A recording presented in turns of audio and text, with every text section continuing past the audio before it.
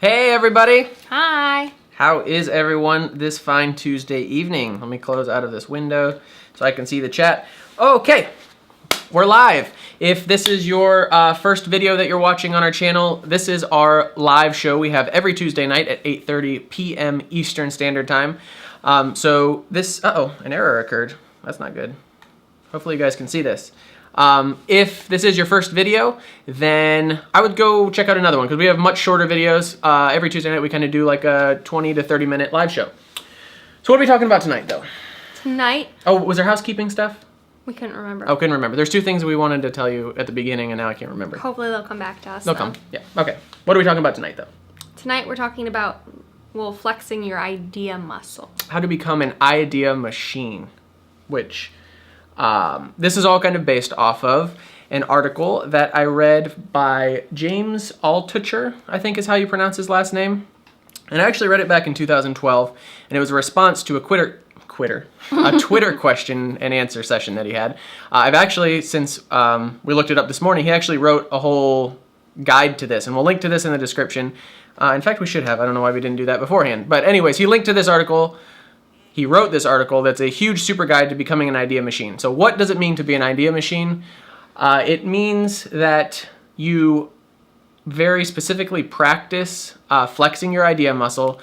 So he makes the analogy that if you were to... Well, and that's what's the whole interesting concept about it, is that it's the idea muscle. Right. And that it would atrophy if you stopped using it. Just like if you were to be bedridden for 2 weeks or 4 weeks, you would need physical therapy to get your muscles back into working order. Your idea muscle, your brain, your creativity, you have to constantly be working at it so that when you need it, you have it. Mm-hmm. And the other interesting thing is that he talks about how you have your best ideas when you're in crisis mode. Right, but in order to have your best ideas in crisis mode... You need to practice. You need to practice. It'd be like a runner never practicing for that one moment when they need to run to save their life or something like that. The article is very interesting, so you should read that. But basically what we're going to be talking about today is how that has influenced our own creativity and our own idea muscle. Mm-hmm. And kind of how what he recommends you do is that you actually... think of 10 ideas a day. He actually throws out the number 10. He says 4 or 5 ideas every day is easy. Around 6, you start sweating, and it's like the gym. When you're bench pressing or something, you're making the real growth when you're on those last ones that you just can't. When you start struggling. So he actually recommends 10, and we've done this a couple times actually at the church. We've done some idea days where we just sit down and pound out some ideas, and Lauren and I have discussed before that we do that with video ideas. Mm-hmm. That we'll actually do, 5 ideas each a day. So I haven't taken his exact, prescription for flexing your muscle into, under real consideration. But what I have done since 2000, actually before that, is every time I get an idea, I email myself the idea. Under the subject line of #idea. #idea. So all I do is I go in my email app, and then I search the phrase #idea, and now I just have emails and emails and emails and emails and emails to myself of every stupid little idea. And that's the important part, which we should really talk about, is how it's important that it's just flexing your muscle. They don't have to be good ideas. In fact, he says if you do 10 ideas a day, you're at the end of the year going to have 3,650 ideas at the end of the year. You can expect 1 in 1,000 to be actually decent. So, 2 things that I thought were interesting in that article. The first is that I don't remember what it was, so I'm going to go look for it real quick. And Lauren, what was your favorite part of the article? Let me see. I wrote it down because I knew I wouldn't remember. The whole reason why I have my whole idea list is that he makes the point at the end of the article how ideas should be shared freely. And he gets a lot of kickback for that because some people say, charge, give half of your ideas away for free and charge for the other half or something like that. And his point is, as soon as you do that, you've put a limit on the number of ideas you can have. You've created scarcity because you're going to keep all your best ideas for yourself and give those away that aren't the best for free. He says if you give it all away for free, and this is just what he's done in his life. Because ideas are unlimited. Because ideas are unlimited, and he truly believes that, and I believe that. And after reading this, I've definitely kind of thought about that even more. And when I say thought about that, this is now, how many years ago? Almost 3 years ago. So this is something I've thought about and practiced for a long time, that ideas are unlimited. Creativity is just, it's all out there. And to give it away for free only kind of ensures that you have more and more coming. So that's what I thought. And did you say you have something, or you? I thought his failing quickly. I thought that was interesting. The fail test, that you have these good ideas and you can test them and you can quickly realize that it's working or not, and to learn to fail quickly. Right. And even he talked about a business that he had, and he had all these backers for it. And the night before, he realized this isn't going to work for whatever reason. He had a nightmare and just realized it wasn't going to happen. He gave everyone back the money, and that was it. Instead of trying to make it work, he realized this is not Something happening. interesting to that note that he talks about in the article is that we've kind of created a culture that failure is good. Like, you have to fail so many times to succeed. And it's interesting, he says that's bullcrap. You don't have to fail to succeed.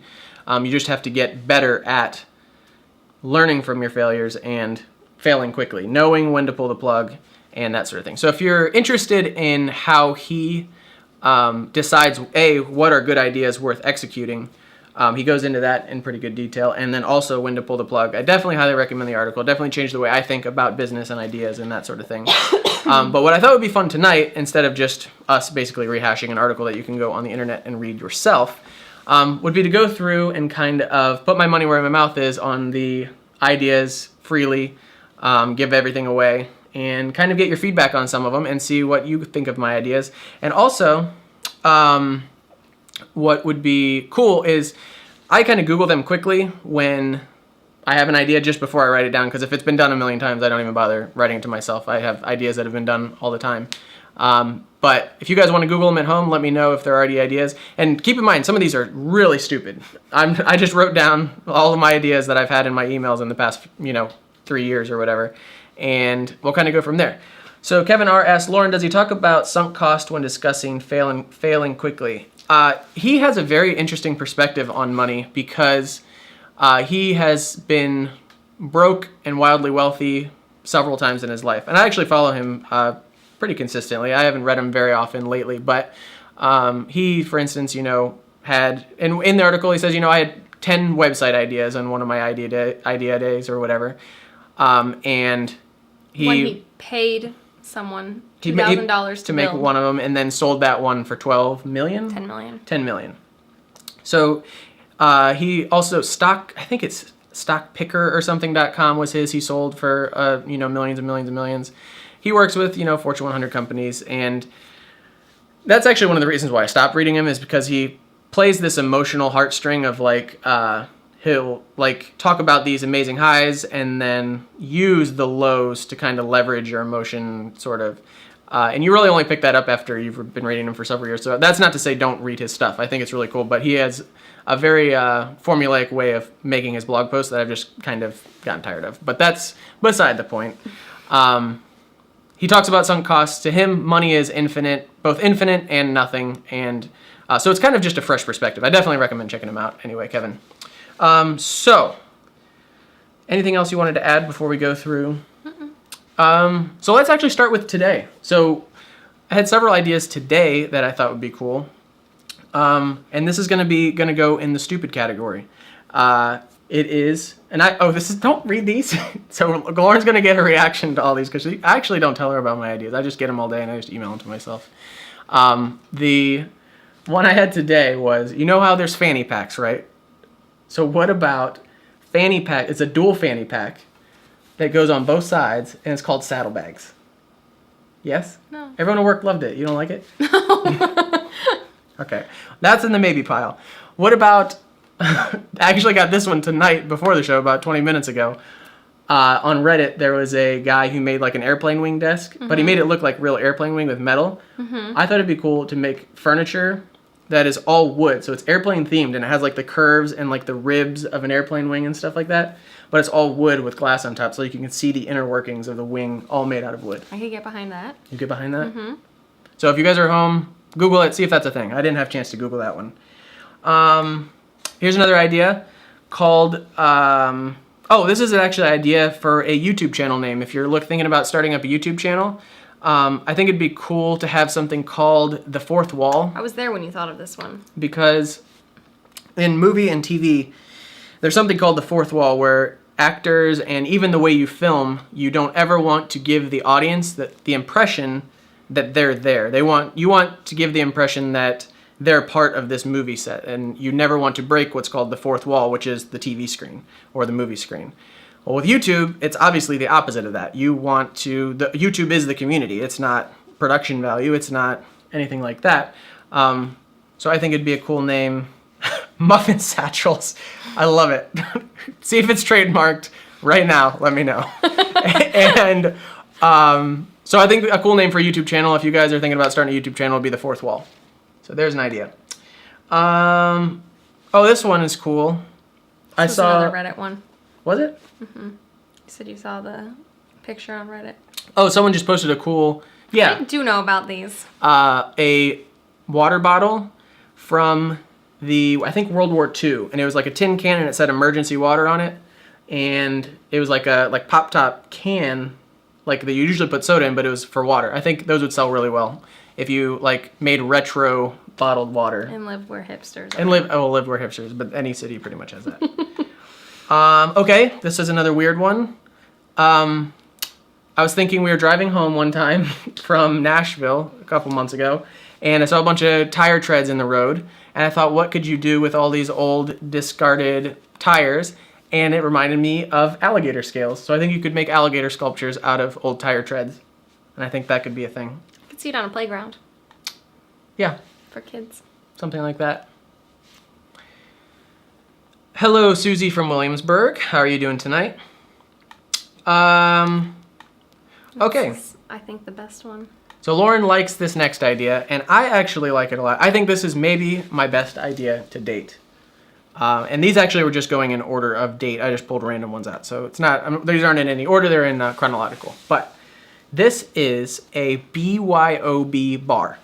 So it's a bring your own beer bar. And instead of, basically, the idea is I like hanging out with friends. I hate going to bars and restaurants because it's ridiculously expensive. Any bar, a beer is $6, at least even around here. It gets more expensive in bigger cities.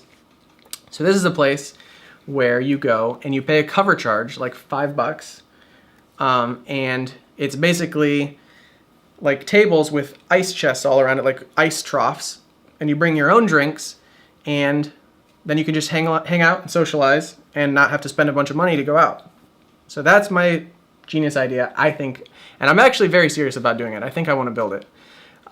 Get like a really cheap warehouse somewhere, build it out, and have cool things like Lost and Found, where people that have a couple extra beers left over at the end of the night put it in the Lost and Found. And I actually looked into it legally, and there's actually something called a bottle club license. And this is actually for, ironically enough, strip clubs and things like that do this. Because they allow people to bring in their own alcohol to the strip clubs, which is crazy. But I Googled pretty heavily, I have not seen a single BYOB bar. So if you guys want to look this one up while we're going through the next ones, please let me know, because I would like to know if it's been done. Not just to know if it's been done so I can call them and see how they got around everything. And with that BYOB bar, I also just want to build all these like table games and stuff like that. And it's a whole thing. I've got a whole nother list of things that are going to be in this BYO bar. Basically, I really thought for about a month there that I was just going to come home one day and Mike would have rented a warehouse for it. That's still a possibility. I'm very excited about this idea. So yeah, BYOB Like bar. the moose. The moose? What's that? You are 30 seconds behind. So tell me what the moose is. We'll come back to that one. Okay, here's a couple quick business ideas. So if you are working for a job and you're looking for some side income, here's a couple quick things you can do. Part out old cars that the engines have been blown, but the interior and everything is still good. And how I did this is, or learned about this is, I guess sidetrack and say I built an electric car out of a 1992 Celica and actually had, how many? 24 batteries and motor, legit electric car.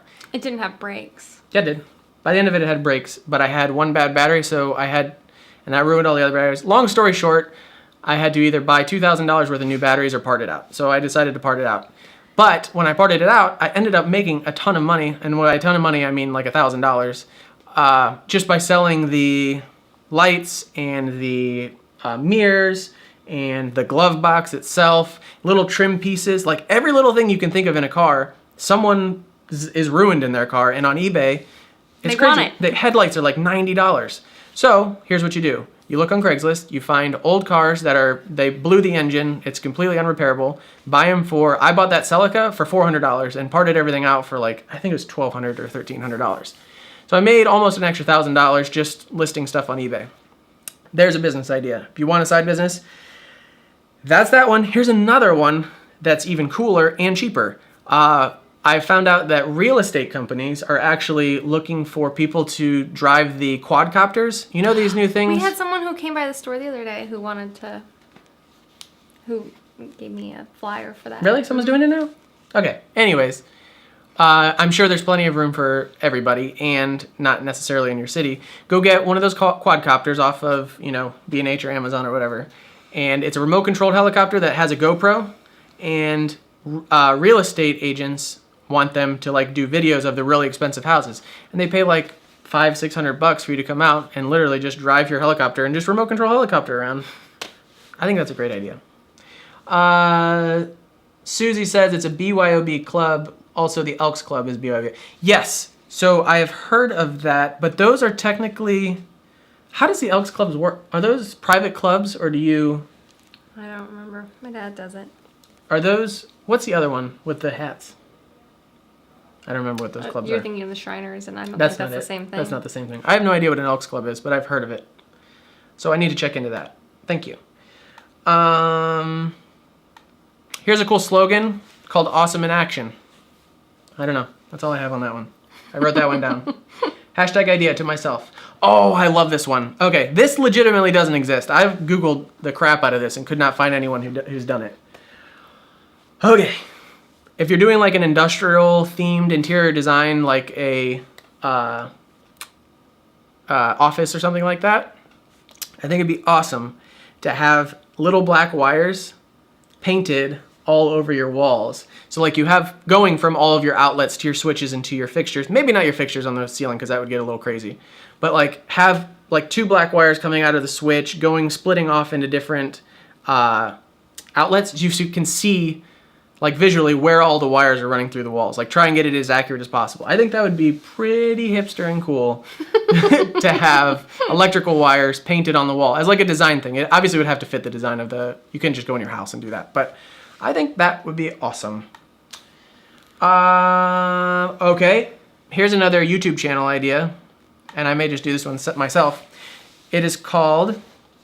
Liz just popped on and asked, did you talk about the saddlebags yet? I don't think it's a good idea, Liz. Yes, Why and would you encourage that? Liz, how did you not read? Kevin came up with a better name. They're muffin satchels. Like, obviously. Yes, Liz works with me. Liz was on our first live show. Yeah, you remember her. On the Marriage Must. Separate finances or joint accounts. Okay, another cool one. Scraptacular. It's the name of a YouTube channel where you just build everything out of scrap. Scraptacular. That's fine. I like that one. That's a good one. She likes that one. What's another one? Oh, this one's cool. Okay. Another little artsy kind of stupid thing. Pictures that tell the whole story. How? So the idea is you try and fit as much detail about a story into a single photograph so that when people look at it, it's like you have to like stare at it and look for hidden details and like things that basically there's a beginning and a middle of an end to a photograph that tells a story. So I wish I would have thought about this a little more than like just an pacing it down. example. An example would be like, okay, a woman's sitting in a chair and say, I didn't want to go dark with this, but this just was coming to mind. Say a woman's sitting in a chair and there is some indication that she's just gone through a breakup or something like that, but there's also some indication that am I really explaining this really badly? Or do you get the idea at all? Sort of. Let me try to think if I can come up with a better example. I can't think of a better example. In my head, it's like, oh my gosh, it's so crystal clear. Liz says, I wondered what If you're riding meant- bitch, then you can wear a backpack. Because who wants to wear a backpack if you're riding bitch? Yes. I don't even know what that means. But yes. The saddlebags, see, it's funny we're coming back to the saddlebags because I think it's the best one. Just kidding. For motorcycles, it's perfect. You have dual fanny packs that fit perfectly over, and you're riding your motorcycle Why or not your wear bike. a backpack? Or your bike. Or just put things in the saddlebags that are already on the motorcycle. No one has saddlebags. I don't have saddlebags. You don't have a motorcycle. I have a scooter. It's a motorcycle. Pictures that tell the whole story. Anyways, maybe I'll put some thought into this one because I actually like the kind of idea. And it could be great in the BYOB bar on the wall. So people are like looking at these things, trying to figure out the stories that are all in a single frame. Single frame stories. That's what we'll call them. Okay. This one, I don't even know if I'm going to bring up. I wouldn't. Okay. Another side business. Looking to make some quick cash. It's not very quick, but if you want some more money, dent removal. Okay? What about window tint? No, window tint's too hard. You can't. Why? Because no one can do window tint. It's not. It's another one of those. Don't do it yourself. Don't do it yourself ones. But dent removal. The kit for paint chipless dent removal is like $500. You put some magnets on your car that say $75, any dent removed, and then you're making $75 for any dent removed, and then you can go and like charge if they want like scratches filled or if they want their headlights polished or anything like that. You could get that business set up. You probably find the tools even used. You could probably be set up for less than $200 or $300 and put some magnets on your car and be making money tomorrow. There you go.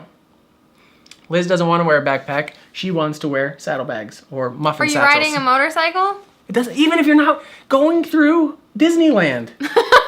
Yes, you have your chapstick, your wallet, and your keys in the front, but then you need all your souvenirs and your water bottle, and you don't have enough room in your fanny pack. Dual fanny pack, split on the sides, saddlebags. Bubbles? Muffin. The bubbles? What are you talking about, Liz? Nonsense. Pennywise calculator. This probably exists now. I put this down in September 3rd of 2011. But it's basically a calculator that you add all the little things that you're willing to give up. Like, it's the latte factor basically is what it's a calculator of. Like, I could make coffee at home, take my lunch to work, and then it adds it all up and compounds it over 10 years or something like that. So you can be like, oh, if I do all this stuff, I can save this much money. Check and see if that exists. It probably exists. I don't know. Here's one I actually did. CDL training website. So a lot of you know that I actually got my CDL license when we were going to be truckers. What was Life with Mike? We talked about that. If you want to hear that whole story, go watch Life with Mike. But we were going to be truckers, and I got my CDL license, and there was no information online. If you are into online marketing or making money online, you want to build a website, don't, because I'm trying. But there's no information about getting your CDL in your state. So check that one out. Oh my gosh, Lauren, I forgot about this idea. This is actually a good idea. What is? So you know how you have your GPS unit on your dash? There's a big wire that you have to come down and plug it in your center console or on the front. Why don't car companies make little power adapters that are right up in the very front of the dash? When you're not using it, you'd never see it. And when you have a GPS or a Sirius radio thing, you plug the cigarette lighter right into the dash and you don't have this long, ugly cord. It'd be so simple for them to start doing that. So, Cody, dent removal, just go to the dollar store and buy a plunger. Very inexpensive start. I don't know if you're serious or not. I think you are, but yes.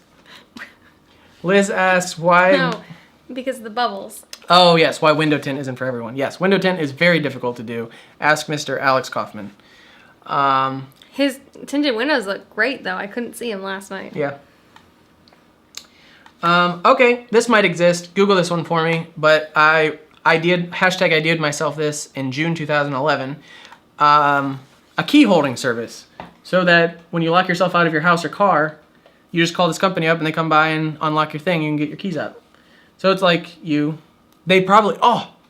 all coming to me right now. They have key making in the van. So they drive up, they come to you to work, you give them your 2 keys, your house and your car or whatever. They make a copy, keep it for themselves. You sign some long agreement that says they're not going to break into your house or whatever. And Don't then have to break in, they got the key. And then they do it for free and they only charge you when you need it. Really stick it to you when you need it the most. I think that's a good idea. See if that exists. You can just make them do all this for you. Bathroom attendant. That's a thing. That's a thing already. That was a thing in 2011 too. No, yeah.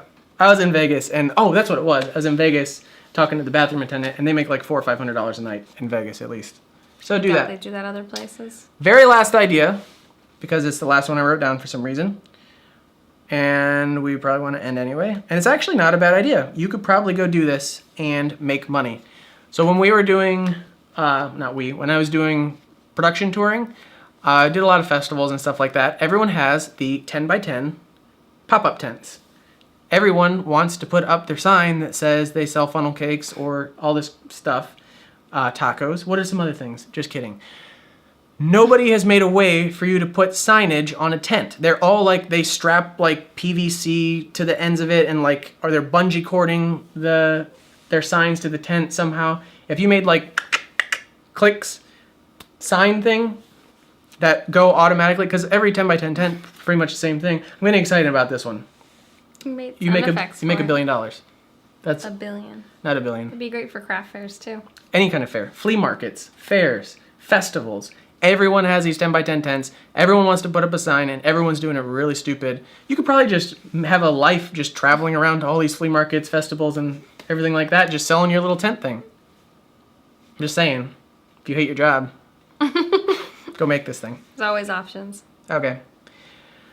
Well, we're losing watchers, so clearly, just kidding. Are you ready to end it? I think so. Do you have any ideas? Not off the top of my head. Come up with an idea right now.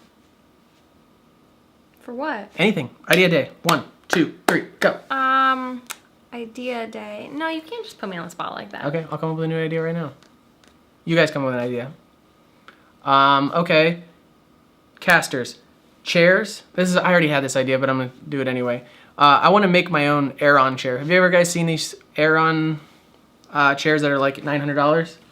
I think a DIY Aeron chair would be really cool. Okay, that's it. Are we done? Good. Listen, great for craft fairs. Great for cash fairs, definitely. Thanks for watching, guys. Thank you. We will see you on Friday. We're going to look at what we're doing. Oh, what are we doing Friday? Oh, I want to do a video on Friday about how much car insurance you actually...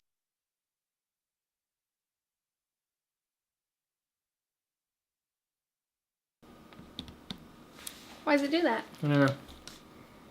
I think that's a sign. I think it shuts off after 20 minutes. So hey, we didn't mean to do that. Anyways, what was I talking about? Oh, this Friday we'll be probably doing a car insurance one because I was updating our car insurance and there's a list of 25 different things. How much do you really need? What do all these things actually mean? I want to interview an actual insurance agent and see what they say.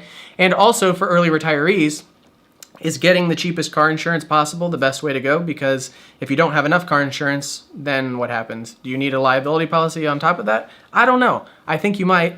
And it comes right back. I don't know. So I'm going to find that out and think about making a video for that on Friday. The red box is there. No, it's there now. I just sorry. fixed it. Kevin says, what about an elevator attendant? You might not get permission by office buildings or condos. You can just bounce around. Yeah, exactly. Just press the button and ask for tips. You can really ask for tips anywhere, and people probably give them to you. Just hold doors places. We'll end with that. You've tried that. Yeah. Oh, yeah, we did. We made a video about that. Church, actually. We went to, like, McDonald's. That was actually pretty funny. Okay. It was very funny. We'll say it real quick, and then we're done. Promise. This is it. 28 minutes. Gosh, Lauren, we did it again.